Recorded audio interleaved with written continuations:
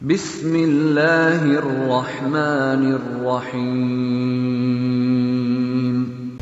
Assalamualaikum warahmatullahi wabarakatuh.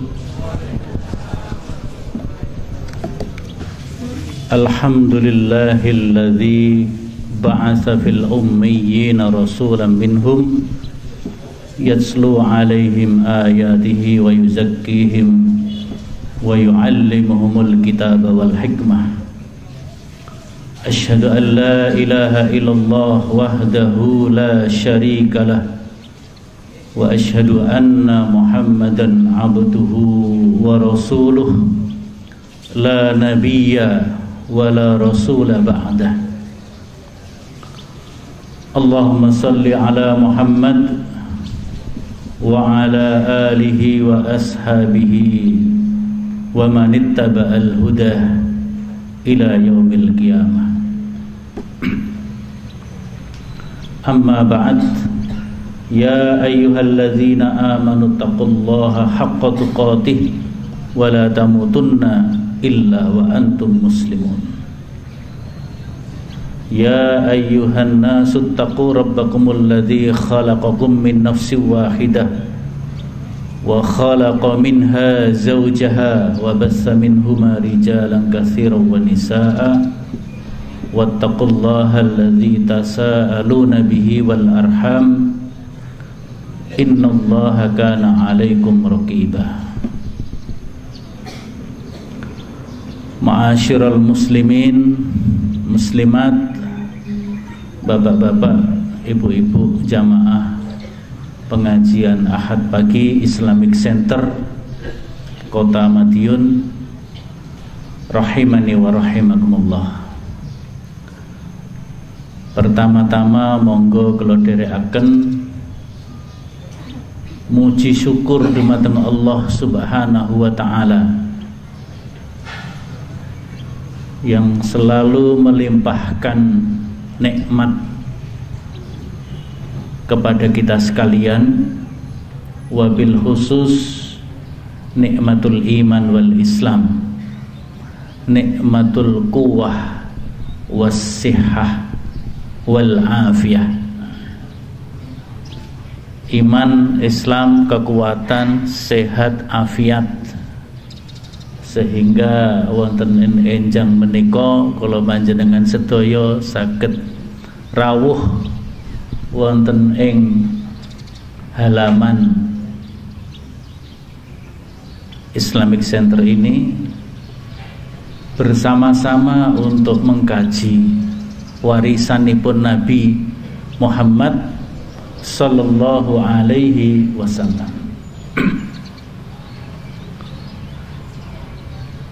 Ingkang dipun warisaken dening Rasulullah dumateng kula panjenengan mboten donya, mboten harta benda, tidak berupa kekayaan harta benda duniawi, tapi yang diwariskan oleh Rasulullah SAW kepada kita sekalian adalah petunjuk hidup bagi kita sekalian di dalam mengarungi hidup di dunia ini menuju hidup di akhirat nanti. Rasulullah dawuh, insyaallah hadis menika sampun sami apal. Nggih napa mboten? Pun apal nggih? Taraktu fikum amrain. Aku tinggalkan kepada kalian dua perkara. Pun apal nggih? Taraktu fikum amrain. Aku wariskan kepada kalian dua perkara. Ma in tamassaktum bihima. Kalau kalian selalu berpegang teguh kepada kedua perkara itu, lan tadillu abada, tidak akan pernah tersesat. Punya harta banyak tidak tersesat, tidak punya harta juga tidak tersesat. Karena banyak orang punya harta banyak, kaya raya, tapi tersesat. Hartanya mengendalikan hidupnya, menyetir hidupnya, bahkan hartanya sudah menjadi Tuhannya. Bukan Abdullah tapi Abdul Mal, Abdul Mall. Sekarang dados mall niku. Harusnya kita itu dimanapun kapanpun tetap menjadi Abdullah, jangan sampai menjadi Abdul Butun, Abdul Mal, salah jengipun. Yang tidak punya harta, yang miskin papa juga bisa tersesat. Sehingga ada sebuah hadis dari Nabi, kadal fakru ayyakuna kufran. Hampir-hampir kemiskinan, kefakiran itu menjadikan seseorang menjadi kufur. Sering dikenal hadis kadal, kadal fakru ayyakunal kufran. Gampang ngapal ke hadis kadal, kadal fakru ayyakuna kufran. Hampir-hampir kefakiran, kemiskinan. Apabila kefakiran, kemiskinan itu tidak disinari oleh cahaya Al-Quran dan As-Sunnah, maka Allah Rasul dawuh, ma in tamassaktum bihima lan tadillu abada. Kalau kalian berpegang teguh kepada kedua perkara tersebut, tidak akan tersesat selamanya. Orang miskin tidak tersesat, orang kaya juga tidak tersesat. Justru antara yang miskin dan kaya bisa saling menolong, saling membantu. Ta'awanu alal birri wat taqwa. Ta'awun untuk negeri. 106 tahun Muhammadiyah ta'awun untuk negeri. Ta'awanu alal birri wat taqwa. Nek teng dunya niki isine wong sugih tok pripun kira-kira? Repot napa mboten? Isine wong miskin tok nggih repot nggih. Maka memang sudah menjadi keadilan dari Allah Ta'ala. Ada yang diuji dengan kekayaan hartanya, tapi juga ada yang diuji dengan kekurangan harta. Itu semuanya adalah ujian dari Allah Subhanahu wa Ta'ala. Tapi dengan bekal dua perkara, kaya atau miskin, tetap berada di jalan Allah Ta'ala. Apa dua perkara itu? Kitabullah wa sunnata rasulih. Kitabullah dan sunnah Rasul. Rasulullah sallallahu alaihi wasallam wonten ing surat Al-Jumu'ah kala wau Allah dawuh, huwallazi ba'atsa fil ummiyin. Dialah Allah yang mengutus kepada ummiyin, kepada bangsa-bangsa. Ada yang mengartikan begitu, ummiyin itu bangsa-bangsa. Tapi ada yang mengatakan, yang menerjemahkan dan menafsirkan ummiyin itu kepada masyarakat yang ummi. Yang ummi itu masyarakat yang belum terpelajar. Menawi jamaah Ahad pagi Madiun ini insya Allah semuanya terpelajar. Paling tidak sudah mengalami sekolahan. Nek cara riyen mangan sekolahan. Sudah mengalami belajar, pembelajaran pendidikan. Ummiyin masyarakat yang belum terdidik, Jadi ada ummiyin diartikan dari kata ummah, bangsa-bangsa, tapi juga ummiyin diartikan masyarakat yang ummi, yang tidak tahu baca dan tulis. Rasulan minhum, diutus seorang rasul dari kalangan mereka itu sendiri. Kalau masyarakatnya ummi, tidak baca dan tulis, rasul yang diutus juga rasul yang ummi, yang tidak bisa membaca dan tidak menulis. Sudah sering kita dengar ceritanya Nabi sallallahu alaihi wasallam menerima wahyu pertama, disuruh membaca, tidak bisa membaca. Dan ini merupakan keunggulan dan kemukjizatan Al-Quran, bahwa Al-Quran itu bukan buatan Nabi sallallahu alaihi wasallam seperti yang dituduhkan kaum jahiliyah pada masa Nabi, dan diteruskan. Jadi pendapat kaum jahiliyah pada zaman Nabi ini diikuti oleh kaum kafir dari kalangan orientalis. Orientalis menika tiang-tiang saking barat Eropa dan sekitarnya yang tidak mengenal Islam, ataupun kalau mengenal secara tidak benar, sehingga mengatakan Quran itu buatan Muhammad sallallahu alaihi wasallam. Tuduhan itu sangat tidak terbukti, karena Rasulullah adalah seorang yang ummi sehingga beliau tidak bisa menuliskan. Maka huwallazi ba'atsa fil ummiyina rasulan minhum yatslu alaihim ayatihi.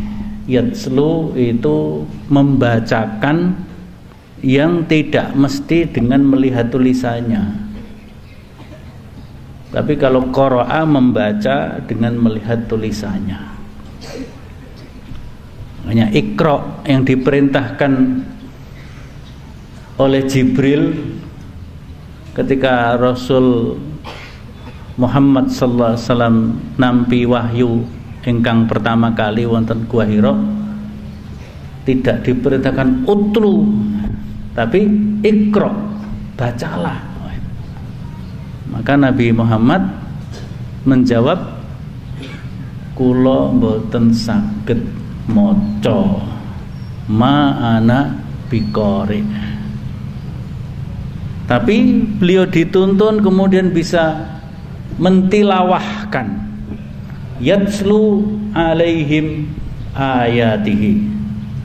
Rasul ingkang ummi menika dipun paringi kemampuan oleh Allah untuk cepat hafal Al-Quran. Rasulullah mulai belajar Al-Quran umurnya 40 tahun, tur langsung hafal. Menerima wahyu dalam keadaan takut. Ma'ana biqorin redek kalih kademen niku. Ya. Pulang-pulang minta diselimuti karena kedinginan. Padahal tadi di sana dituntun Iqra bismi rabbikal ladzi khalaq khalaqal insana min 'alaq Iqra wa rabbukal akram alladzi 'allama bil qalam 'allamal insana ma lam ya'lam. Keadaan takut ndredeg pademen ning tasih apal. Menawi Pak Giyanto kira-kira apa mau sinten? Wah lali aku. Luput kabeh. Tapi Muhammad sallallahu alaihi wasallam diberi kekuatan oleh Allah untuk cepat menghafal sehingga bisa yatslu alaihim ayatihi, membacakan ayat-ayat Allah, ayat-ayat Al-Quran, sehingga didengar oleh para sahabat, didengar oleh kaum yang ummi tadi, kemudian menjadi memahami isi Al-Quran. Kemudian Rasul Muhammad sallallahu alaihi wasallam diutus dening Allah wa yuzakkihim, dan Rasul itu bertugas untuk mensucikan, membersihkan. Yuzakkihim, yang dibersihkannya apa? Yang dibersihkan yang pertama adalah akidah, keyakinan. Karena keyakinan masyarakat Mekah pada waktu itu adalah keyakinan syirik dan kufur. Membersihkan keyakinan umat manusia dari kemusyrikan dan kekufuran kepada Allah Subhanahu wa ta'ala, termasuk kula panjenengan sedaya. Kalau kita ini tidak ditazkiyah oleh Rasul, kemungkinan besar kita ini masih menjadi orang-orang yang kufur, menjadi orang-orang yang syirik. Na'udzubillah.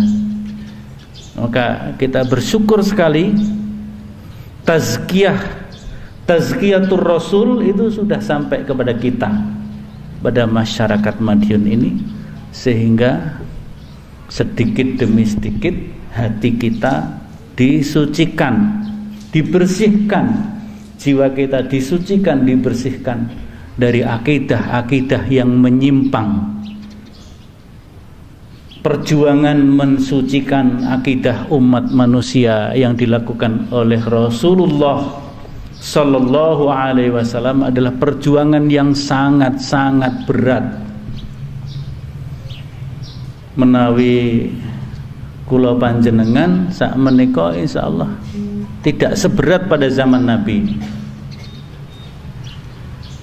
Para ustadz diundang untuk mengisi pengajian, untuk mengisi taklim, masih ada undangannya. Kadang-kadang dijemput, kadang-kadang pulang masih disangoni. Rasulullah mboten, tidak ada undangan, Rasul datang sendiri menyampaikan, yatslu alaihim ayati wa yuzakki.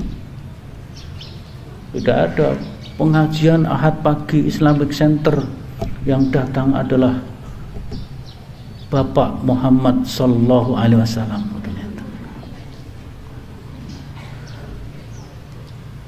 Jadi Rasul datang satu persatu ditazkiyah, mentazkiyah sahabat-sahabatnya. Satu persatu bisa mendapatkan pengikut-pengikut, akhirnya banyak. Sehingga Rasulullah nate dawuh, ja'al islamu ghoriban, atau bada'al islamu ghoriban. Islam ini pertama kali merupakan sesuatu yang asing, asing sekali. Kenapa? Karena kebanyakan manusia syirik kufur. Rasulullah mendakwahkan sesuatu yang berbeda dengan kebanyakan manusia, maka menjadi sesuatu yang asing, nganeh-nganehi. Bahkan ada yang menyebut Rasulullah ini Muhammad sudah gila, sehingga Allah menghibur Nabi. Wonten surat Al-Qalam, Nun wal qalami wa ma yasturun, ma anta bi ni'mati rabbika bimajnun. Nun demi nun, demi kolam dan apa yang digariskan, yang dituliskan. Ma anta, bukanlah engkau wahai Muhammad, bini amati rabbika, karena nikmat Rabbmu, bimajnun, sebagai orang gila. Engkau bukan orang gila wahai Muhammad, engkau orang benar. Meskipun orang kebanyakan menuduhmu gila, kamu tidak gila. Ma anta bini amati rabbika bimajnun. Wa inna laka la ajran ghairu mamnun wa innaka la ala khuluqin azim. Wahai Muhammad, kamu bukan orang gila, kamu orang yang benar atas nikmat Allah. dan kelak kamu akan mendapatkan pahala yang sangat besar, ghairu mamnun, yang tidak akan terputus-putus. Wa innaka, dan sesungguhnya engkau la'ala khuluqin azim, engkau adalah orang yang memiliki akhlak yang agung. Itu Muhammad sallallahu alaihi wasallam.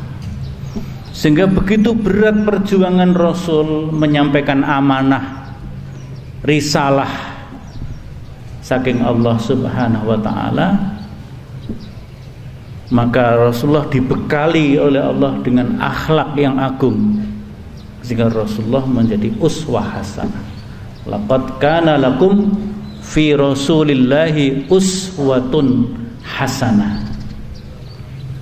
Sungguh pada diri Rasul itu menjadi uswah hasanah bagi kalian, yaitu orang-orang liman kana yarjullah wal yaumal akhir, orang-orang yang selalu mengharap kepada Allah dan meyakini hari akhir. Wa dzakarallaha katsira, dan banyak mengingat berzikir kepada Allah. Inilah tazkiyatun nabi li ummatihi. Rasulullah mensucikan jiwa, hati, akidah kepada umatnya. Tapi juga wa yu'allimuhumul kitab wal hikmah, dan Rasul juga mengajarkan Alkitab yaitu Al-Quran, wal hikmah yaitu as-sunnah. Jadi Al-Hikmah dalam beberapa kitab tafsir dimaknai itu adalah as-sunnah, tapi sunnah Nabi Muhammad sallallahu alaihi wasallam. Jadi Al-Quran dan as-sunnah itu memang sudah ditetapkan oleh Allah dan dinyatakan dengan tegas di dalam Al-Quran. Allah dawuh wa in kanu min qablu lafi dhalalim mubin. Dan kamu dulu, mereka dulu, bangsa-bangsa ummi itu, sebelum datangnya Rasulullah sallallahu alaihi wasallam, lafi dhalalim mubin, sungguh-sungguh dalam kesesatan yang nyata.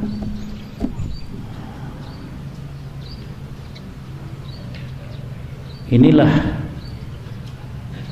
pribadi Rasulullah sallallahu alaihi wasallam, perjuangan Rasulullah. Maka Rasulullah sallallahu alaihi wasallam diberi bekal sifat-sifat yang sangat memperhatikan kepada umatnya. Wonten ing surat At-Taubah ayat 128 dan 29 Allah dawuh, laqad ja'akum rasulun min anfusikum, sungguh telah datang kepadamu seorang rasul min anfusikum, dari bangsamu sendiri. Di Rasulullah menika bagian dari bangsa kita sendiri, yaitu bangsa menungso. Kalau di Arab ya sebagian dari bangsa Arab, tapi kalau di sini ya sebagian dari bangsa manusia. Laqad ja'akum rasulun min anfusikum azizun alaihi ma anittum. Rasulullah itu sangat-sangat merasakan kepedihan penderitaan kalian. Kalau umatnya menderita, Rasul merasakan. Menawi kula panjenengan susah menderita, insya Allah Rasulullah merasakan kita. Jadi Rasulullah sangat memperhatikan umatnya, sehingga ketika akan menghembuskan nafas yang terakhir pun Rasulullah yang diucapkan dalam lisannya ummati, ummati, ummati. umatku. Piye umatku sok mben? Umatku sing ning Madiun kae kira-kira kepiye? Itu perhatian Rasulullah sampai seperti itu. Azizun alaihi ma anittum, harisun alaikum, dan Rasul selalu harisun, selalu menjaga, selalu memelihara kalian. Menjaga, memelihara dengan risalahnya, dengan dakwahnya. Ketika Rasulullah masih hidup, beliau membimbing langsung para sahabat, membimbing langsung umat Islam. Ada persoalan-persoalan yang dihadapi oleh umat Islam, Rasulullah memberikan jawaban, memberikan jalan keluar.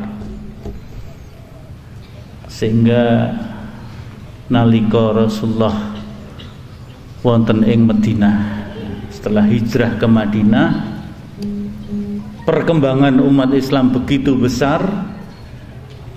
Rasulullah membangun yang disebut dengan masyarakat Madinah, al-mujtama' al-madani.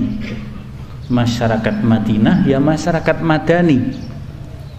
Di masyarakat madani yang dibangun oleh Rasulullah adalah bagaimana peran serta masyarakat dihargai oleh seorang pemimpin. Jadi ini masyarakat madani datang dari seorang pemimpin yang memiliki perhatian penuh kepada masyarakatnya atau kepada rakyatnya. Niki berbeda dengan istilah civil society, masyarakat sipil. Civil society lahir di Eropa, di Barat. Muncul dari masyarakat ketika pemimpinnya adalah pemimpin-pemimpin yang otoriter. Pemimpin-pemimpin yang otoriter yang membuat rakyatnya menderita. Maka muncul gerakan dari masyarakat untuk membela hak-hak masyarakat. Lahirlah apa yang disebut dengan cara sakniki civil society. Ada yang ingin menyamakan antara civil society dengan masyarakat madani. Padahal itu berbeda. Mungkin secara bahasa artinya bisa dikatakan sama. Karena tamadun al-Madinah madaniyun itu artinya civilization, peradaban. Jadi civil society adalah masyarakat yang berperadaban. Al-mujtama' al-madani juga begitu. Masyarakat madani adalah masyarakat yang berperadaban. Itu secara bahasa maknanya sama. Ini terutama bagi guru atau dosen kewarganegaraan. Itu kan ada topik tentang masyarakat madani atau civil society.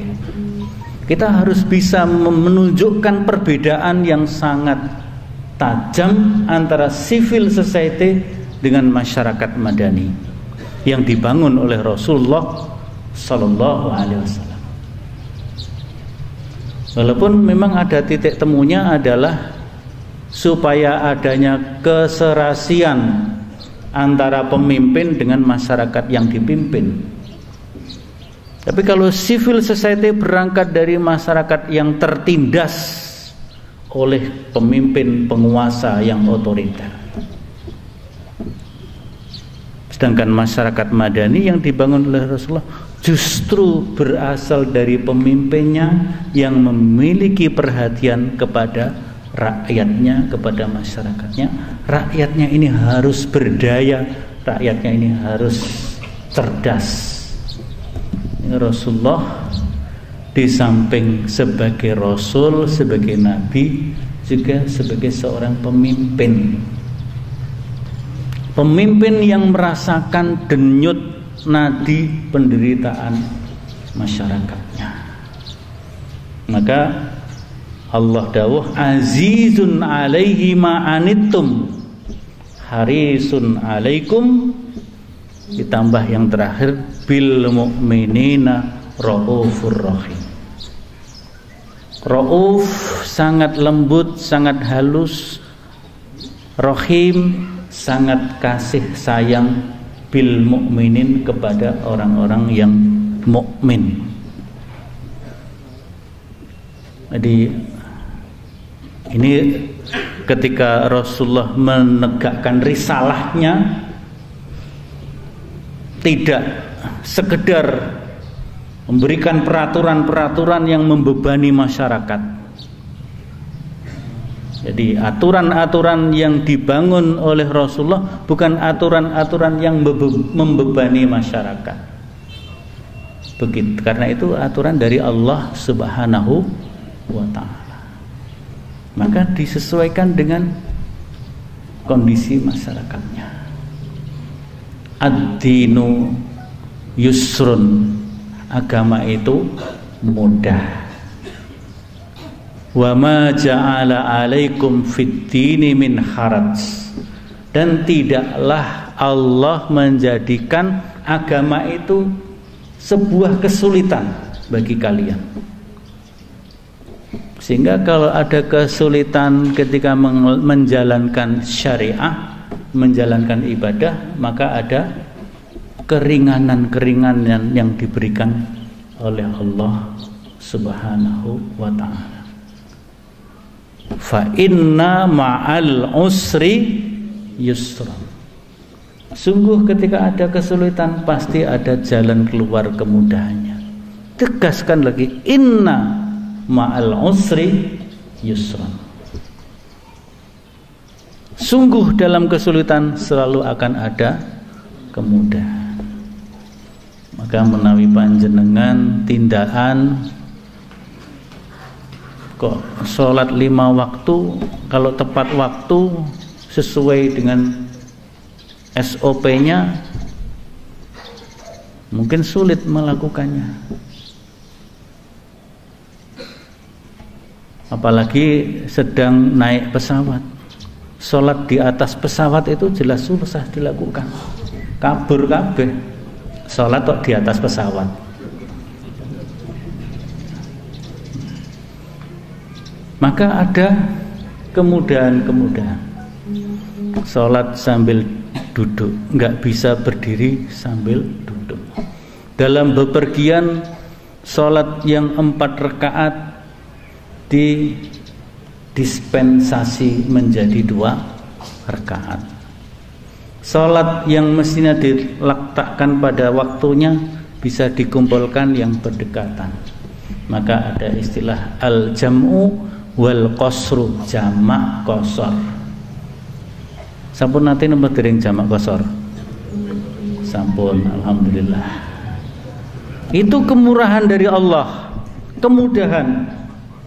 Jadi risalah Nabi yang diturunkan kepada kita adalah risalah yang membawa rahmat bagi kita. Wa ma arsalnaka illa rahmatan lil alamin. Bagi orang-orang yang beriman jelas rahmat daripada risalah itu. Karena setiap apapun yang diberikan oleh Allah kepada kita itu adalah sebenarnya sebuah nikmat. Apapun yang diberikan Allah kepada kita adalah sebuah nikmat. Menawi kula panjenengan sedang diberi rasa sakit, tapi kita tetap bersyukur kepada Allah, maka sakit itu adalah nikmat dari Allah Subhanahu wa ta'ala. Tapi nek ngersulo ya menjadi niqmah. Niqmah itu penyakit. Kalau nikmat itu adalah nikmat dari Allah, kasih sayang dari Allah. Maka Rasul menuntun dumateng kula panjenengan, kalau ada saudara kita yang sakit, kita diperintahkan, disunahkan untuk menjenguknya dan mengucapkan tohu la ba'sa tahurun insyaallah. La ba'sa, ora popo. Sakitmu seperti itu rapopo. Tahurun insyaallah. Insyaallah penyakitmu itu akan mensucikan kamu dari dosa-dosa.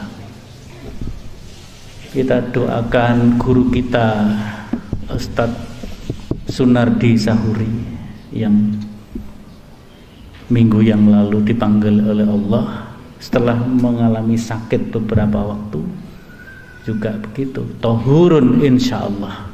Mudah-mudahan sakitnya beliau itu merupakan penebus dosa, pembersih dosa dari dosa-dosa yang dilakukan.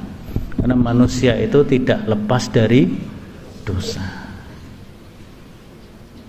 Jadi nikmat, sakit pun nikmat. Perintah menjalankan ibadah yang mungkin bagi orang-orang tertentu merasa berat, tapi kalau itu disyukuri juga nikmat. Bangun subuh nikmat nambah boten. Bangun subuh adalah kenikmatan yang sangat agung, karena bangun pagi udara segar, air juga masih jernih, itu menyehatkan kita. Apalagi bangunnya sebelum subuh. Wa minal laili fatahajjad bihi nafilatan lak asa ayya ba'asaka rabbuka maqaman mahmuda. Penelitian dari Pak Dr. Soleh di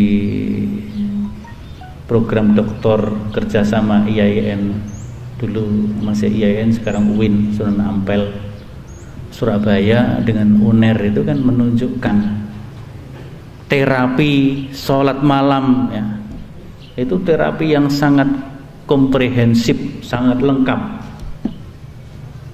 Terapi fisik, terapi psikologis. Itu analisa ilmiahnya begitu.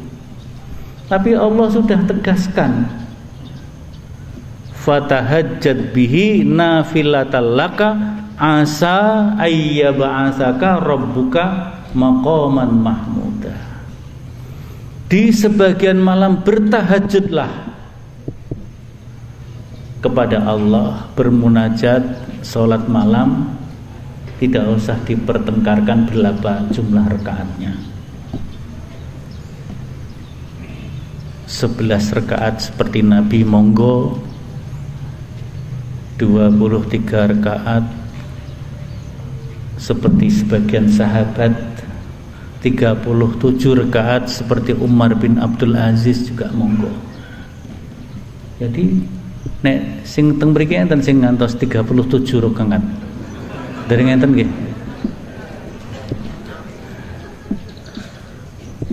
Kok ternyata mampunya cuma 3 rakaat, ya sudah, alhamdulillah. Ya. Jadi yang penting fatahajjad bihi nafilatal lak. Ini nikmat dari Allah, risalah yang membawa nikmat. Karena risalah Nabi selalu merupakan nikmat dan rahmat bagi kita.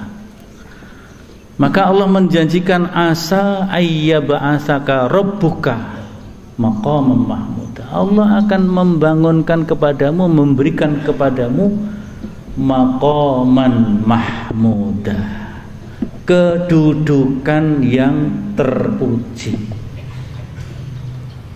Kedudukan yang terpuji. Terpuji di hadapan Allah, insya Allah juga terpuji di hadapan manusia. Kalau bapak-bapak, ibu-ibu sebagai orang tua selalu berlatih mencoba bangun malam, mendekatkan diri taqarrub ilallah dengan qiyamul lail, maka hati akan menjadi lebih bening, jernih, pikiran juga bening, ucapan-ucapannya menjadi ucapan-ucapan yang berkualitas, mendidik anaknya, menyampaikan nasihat kepada suami atau istrinya, insya Allah nasihatnya akan sampai dengan mudah, berkualitas, insya Allah.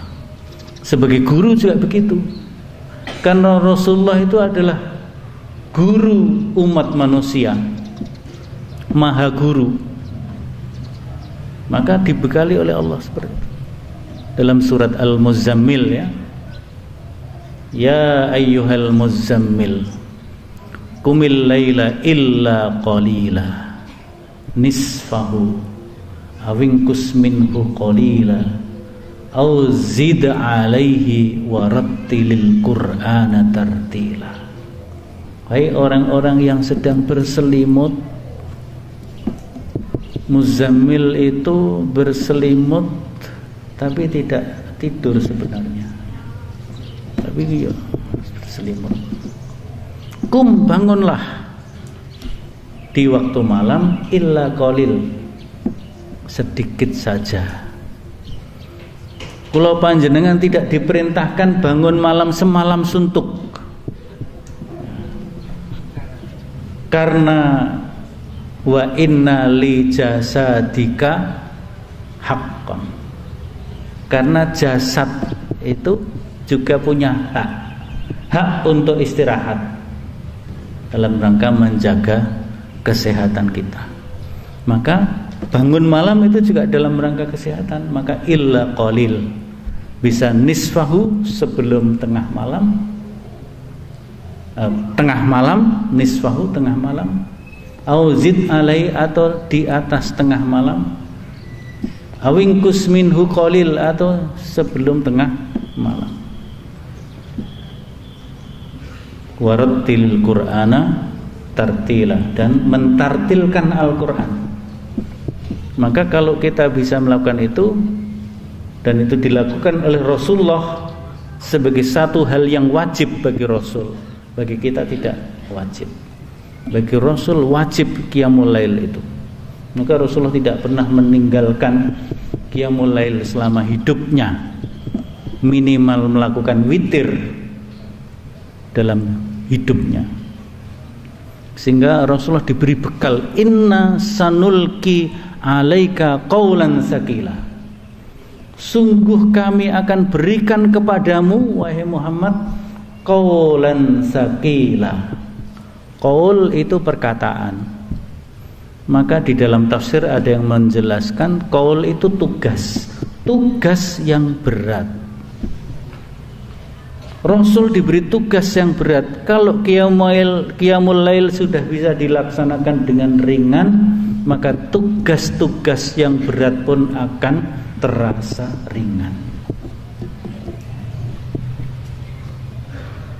Tapi ada yang menafsirkan juga qaulan sakila, perkataan yang berbobot. Perkataan yang berat artinya perkataan yang berkualitas, yang berbobot. Maka sungguh kami akan memberikan kepadamu perkataan yang berkualitas, yang berbobot. Para guru, para orang tua, tugas kita memang berat, maka bisa diperingan dengan cara tazkiyatun nafas, mensucikan jiwa kita, mensucikan hati kita dengan mendirikan sholat malam. Dan ini bagian dari risalah Nabi Sallallahu Alaihi Wasallam.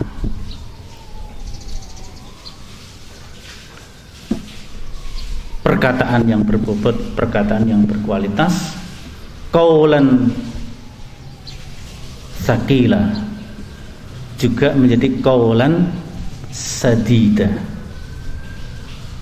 Dalam surat Al-Ahzab Allah dawuh, ya ayyuhalladzina amanu taqullaha wa qulu qaulan sadida.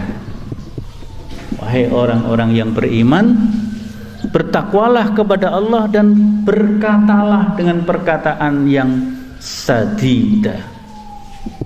Kalau dalam bahasa terjemah Al-Quran Departemen Agama atau Kementerian Agama, qaulan sadida diartikan perkataan yang benar, Tapi qaulan sadida itu tidak sekedar benar, perkataan yang benar, perkataan yang baik, perkataan yang santun. Karena sadida lawannya adalah syadida. Syadid itu keras, kasar. Maka kalau baca Al-Quran kita harus berlatih mengucapkan huruf itu dengan tepat. Sifatul hurufnya, makharijul hurufnya. Tapi menawi dereng saged ya sebisa kita dulu, sambil terus dilatih untuk dibenarkan. Karena angel nek maca sadida mesti keliru syadida. Ya sementara ndak apa-apa dulu.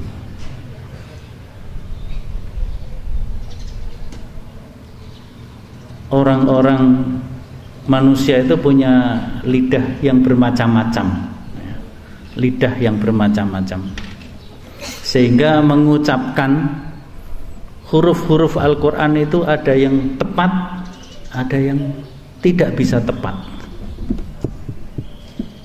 Kalau orang Bali itu kan watini wazaituni waturisini, kan susah itu watini. Ya enggak apa-apa gitu dulu, bisanya watini wazaitun waturisin. Tapi semuanya harus dilatih mengucapkan secara tepat sehingga maknanya menjadi pas. Qaulan sadida, perkataan yang baik, yang benar, santun. Maka qaulan sadida akan memiliki pengaruh yang luas. Pengaruhnya adalah yuslih lakum a'malakum. Maka Allah akan selalu menuntun perbaikan perilaku. Kalau sekarang ini kondisi negara kita agak kacau balau ini, ya mungkin karena qaulan sadida belum hidup di dalam lisannya para pemimpin dan juga para rakyat masyarakat kebanyakan. Nah, ini menjadi tugas kula panjenengan sedaya. Karena Allah dawuh, ya ayyuhalladzina amanu taqullaha wa qulu qaulan sadida yuslih lakum a'malakum. Nabi SAW ketika membangun masyarakat berbekal kepada qaulan sadida dan qaulan tsaqila yang dibangun lewat penguatan karakter kepribadian. Wa inna laka wa innaka la'ala khuluqin azim. Sehingga dalam keadaan susah apapun Rasulullah tetap teguh dan diteguhkan oleh Allah. Suatu ketika Rasulullah memang sempat goyah ketika menghadapi tantangan yang begitu berat.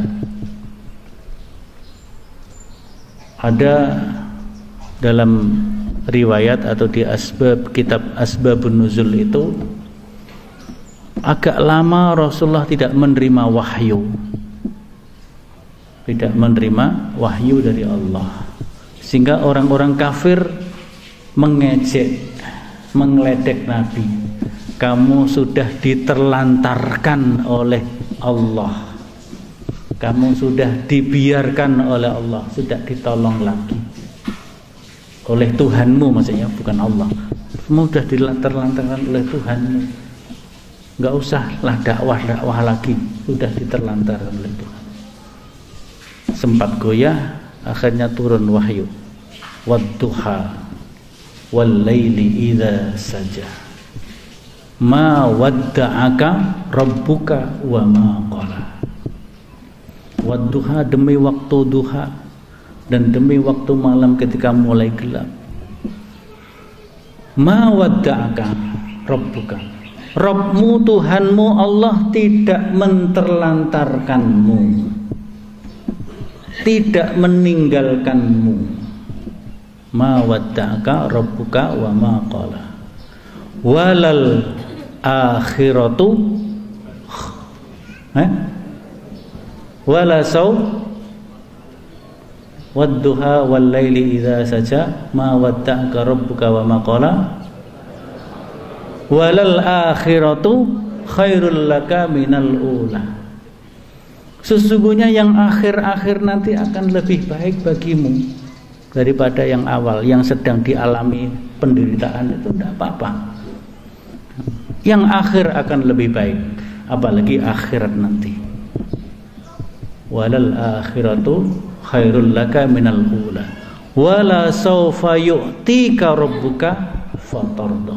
Dan Allah akan selalu memberikan kepadamu anugerah-anugerah sehingga kamu menjadi ridho, menjadi rela, lega, tidak lagi susah, tidak lagi goyah. Wa wajadaka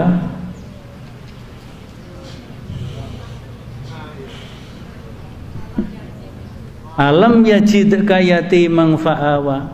Bukankah Allah menemukanmu dalam keadaan yatim kemudian mencukupimu?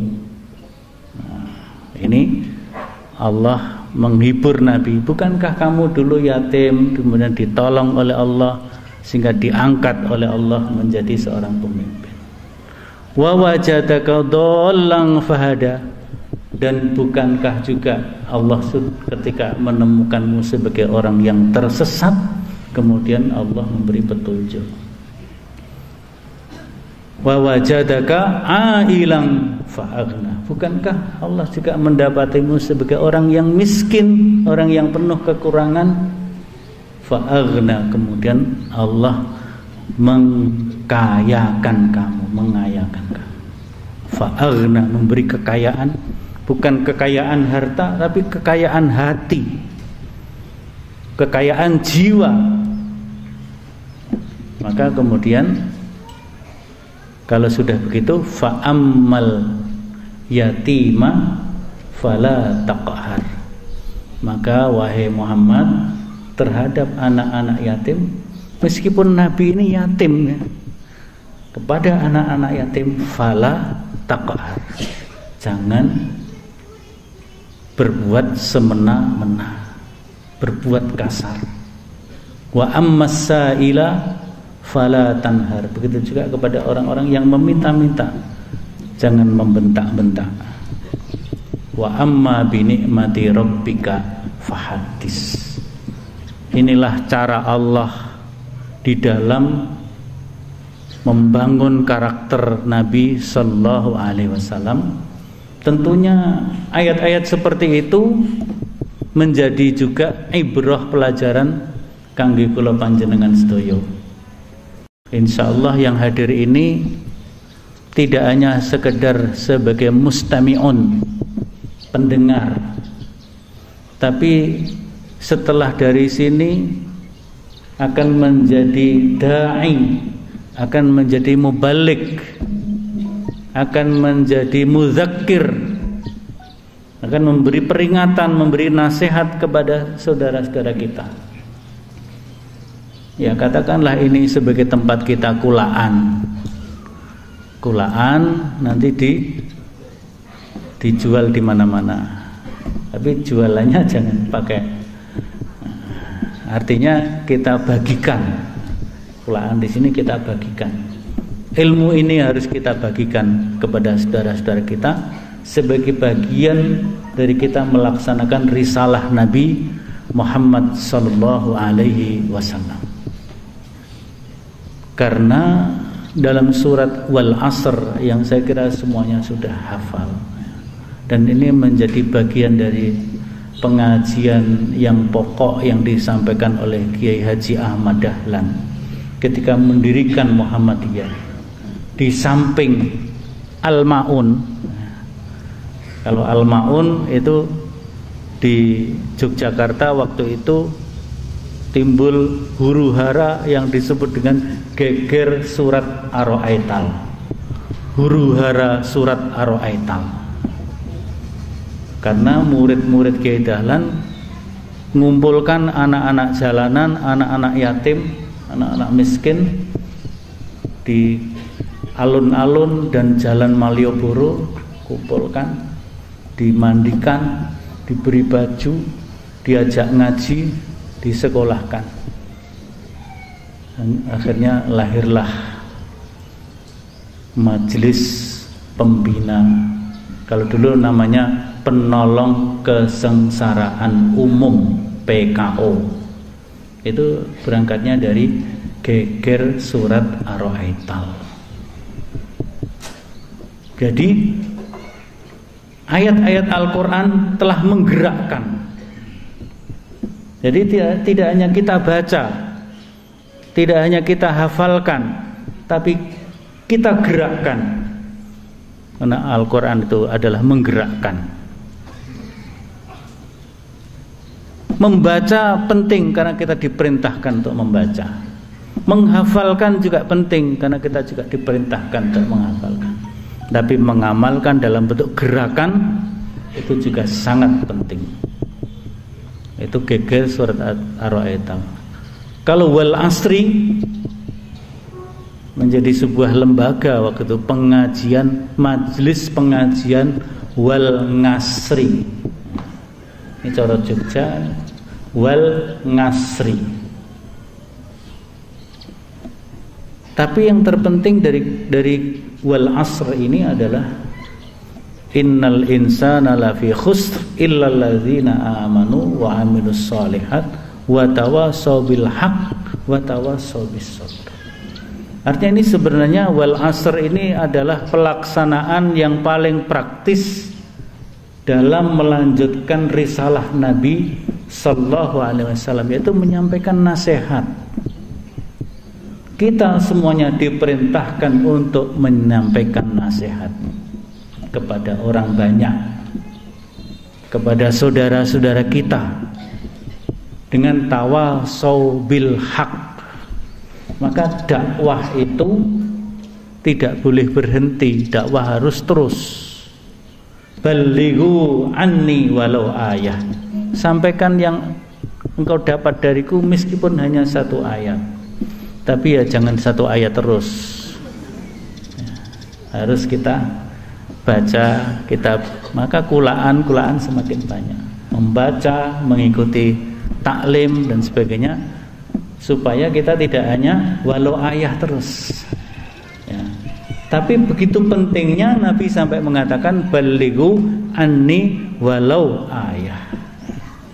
Jadi napa menika risalah Nabi tidak hanya berhenti setelah Nabi dipanggil oleh Allah, tapi risalah Nabi menjadi amanah bagi umatnya, bagi kita sekalian untuk meneruskan kepada anak-anak kita, kepada keluarga kita, kepada tetangga kita, kepada masyarakat sekitar kita. Mungkin ada yang melakukannya secara profesional, menjadi seorang mubalik, menjadi seorang penceramah. Tapi ada yang melakukannya ya sebagai tugas keseharian dalam kehidupan. Karena illal ladzina amanu wa amilus shalihat wa tawasaw bil haqq wa tawasaw bis sabr itu adalah dakwah berkelanjutan, dakwah berkesinambungan yang dilakukan secara masif, secara keseluruhan dari umat Islam. Jadi semuanya punya tugas. Kalau kita tidak melaksanakannya, kita termasuk yang lafi khusrin, dalam keadaan rugi. Karena yang rugi itu semuanya. Innal insan, sesungguhnya manusia keseluruhannya. Jadi kata al-insan meskipun itu tunggal yang berada di dalam posisi mubtada atau pokok kalimat, itu bermakna mencakup keseluruhan.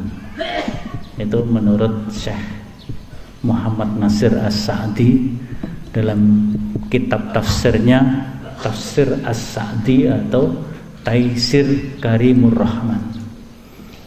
Kalau kita ingin belajar kaidah-kaidah penafsiran Al-Quran, baca kitab tafsir As-Sa'di. Sekarang sudah ada terjemahnya juga. Tapi kalau hanya dibaca terjemahnya itu biasanya kurang bisa ditangkap pesannya. Maka ya terjemahnya dibaca, tapi kalau bisa didampingi dengan kitab aslinya supaya terasa masuk gitu ya. Insya Allah jamaah Islamic Center gampang itu baca kitabnya. Diberi kemudahan oleh Allah untuk membaca kitab. Jam 7 kurang 1 menit kita selesaikan, dan mari kita akhiri dengan doa kepada Allah.